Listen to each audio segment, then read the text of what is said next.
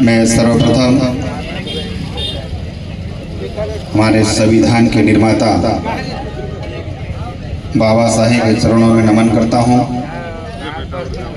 इस कार्यक्रम में उपस्थित मंच पर उपस्थित हमारे इस मंडल के मंडल अध्यक्ष श्याम भाई पंडित जी, इस नगर पंचायत के प्रथम नागरिक मेरे छोटे बहन नरेंद्र सिसोदिया जी, हमारे जनपद पंचायत के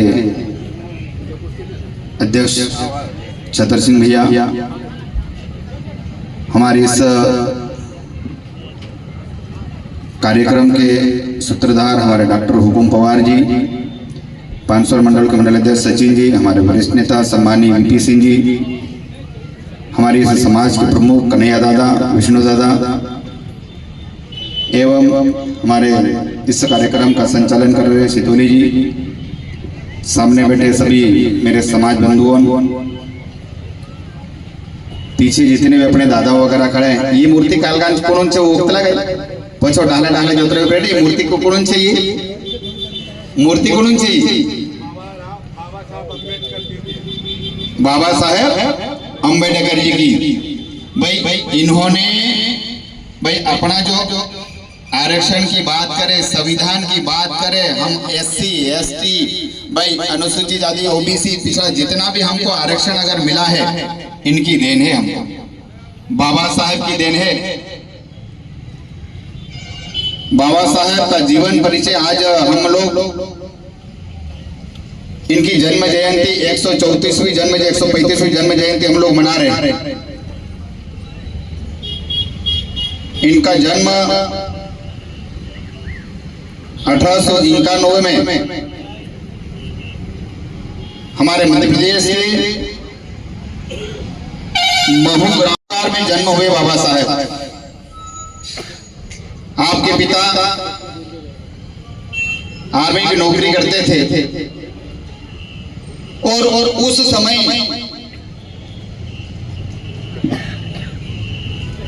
बाबा साहब का उनके परिवार में जन्म हुआ था महू में।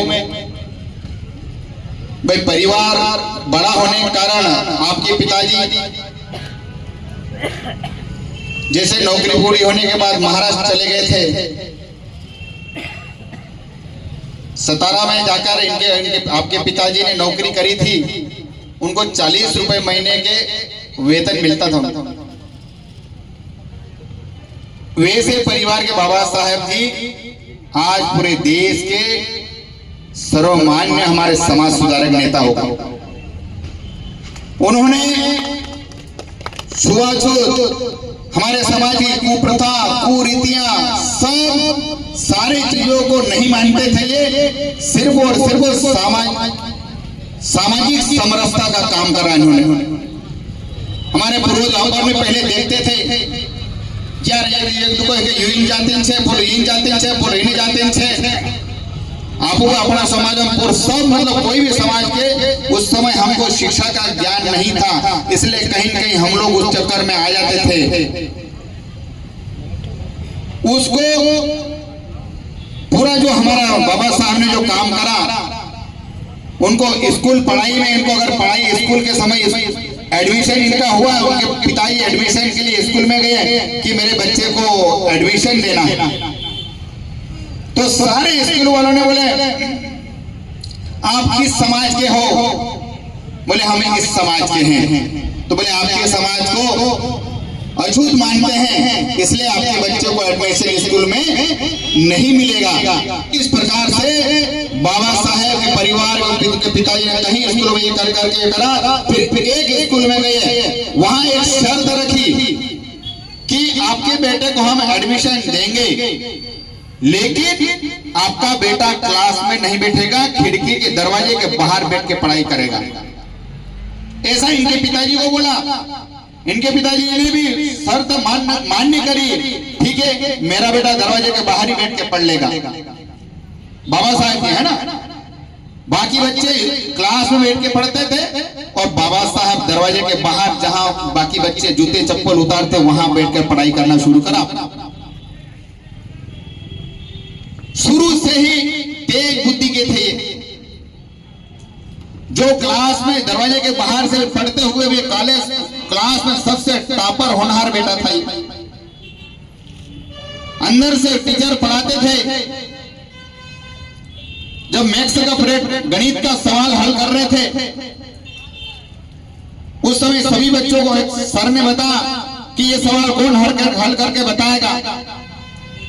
क्लास में जितने बच्चे ने बैठे थे, कोई बच्चा बोले कि हम हल कर दे, किसी कोई तैयार नहीं हुआ। लेकिन जो दरवाजे के बाहर बैठ के जो बाबा साहब पढ़ाई कर रहे थे, उन्होंने बोला सर मैं ये सवाल को हल करूंगा। लेकिन जैसे ही उनको क्लास अंदर बुला के उनको सवाल हल करने का बोला सर ने, क्लास में जितने बच्चे बैठे थे सारे बच्चों ने विरोध करने लगे कि ये नीच जाति का है, ये क्लास में आकर यहाँ अंदर आकर सवाल हल नहीं करेगा, हमारे टिफिन रखे, हमारे बस्ते रखे, क्लास में कैसे आकर ये सवाल हल नहीं करेगा। इस प्रकार से बाबा साहब ने कई प्रताड़ना झेल के, लेकिन उसके बावजूद भी क्लास में स्कूल में टॉपर आते थे बाबा साहब। उन्होंने कई प्रकार की प्रताड़ना झेल के सिर्फ झेलते रहे। फिर आखिर तक उन्होंने ऐसा, अगर उनकी जगह कोई और रहता, स्कूल भी नहीं जाता और क्लास भी अटेंड नहीं करता। धीरे धीरे जितनी प्रताड़ना होती देखते गए बाबा साहब, देखते गए सारी चीजें, उनके परिवार के खिलाफ क्या प्रताड़ना होती थी, उनके खुद के खिलाफ क्या प्रताड़ना होती थी। अंदर के अंदर सारी चीजें घुटते हुए उन्होंने बिल्कुल अपने लक्ष्य को ध्यान देते हुए पढ़ाई करते गए, टॉपर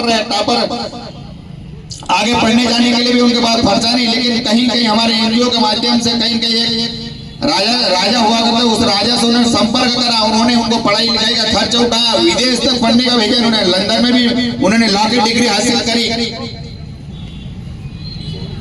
और इतना ही नहीं, बाबा साहब हमेशा शुरू से लेकर भाई हमारे महात्मा गांधी जी से उन्होंने उनके साथ भी काम करें। एक छोटे से परिवार का बेटा, एक दलित परिवार का बेटा, जिनको किसी कई प्रकार की मानसिक प्रताड़ना कर करके अवहेलना झेल के अगर वहां तक पहुंचे बाबा साहब, वास्तव में उनके सिद्धांत से कोई समझौता नहीं करा। उन्होंने केवल और केवल इस समाज को आगे कैसे ले जाना, इस समाज का भला कैसे करना, इस समाज में कुरीतियां उसको दूर कैसे करना, ऐसी मानसिकता लेकर हमारे बाबा साहब ने काम करा। जो आज देश का इतना बड़ा हमारा संविधान है, उस संविधान के निर्माता भी आप बाबा साहब हैं।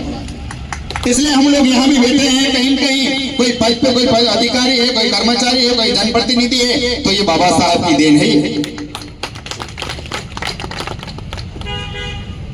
और हमारी सरकार भी देश के प्रधानमंत्री बाबा साहब के कर्म से काफी प्रभावित हुए और बाबा साहब को भारत रत्न से उनको सम्मानित किया गया। इसलिए मेरा सबसे आग्रह है सभी जनता बंधुओं से, हमारे इस समाज को आगे ले जाने में, इस देश को आगे ले जाने में, कई कुप्रथाओं को दूर करने में महत्वपूर्ण योगदान है हमारे बाबा साहब। उनकी देन के कारण हम लोग आज यहाँ हैं। बाबा साहब के बारे में बोले तो दिन भर बोले उतना कम है, लेकिन और मेरे को 2-3 कार्यक्रम में जाना है। इस शुभ अवसर पर, बाबा साहब की जयंती के अवसर पर सभी परिवारजनों को बहुत बहुत शुभकामनाएं देता हूं मैं। और आपने मेरी बात को सुना, इसलिए आप सबका बहुत बहुत धन्यवाद।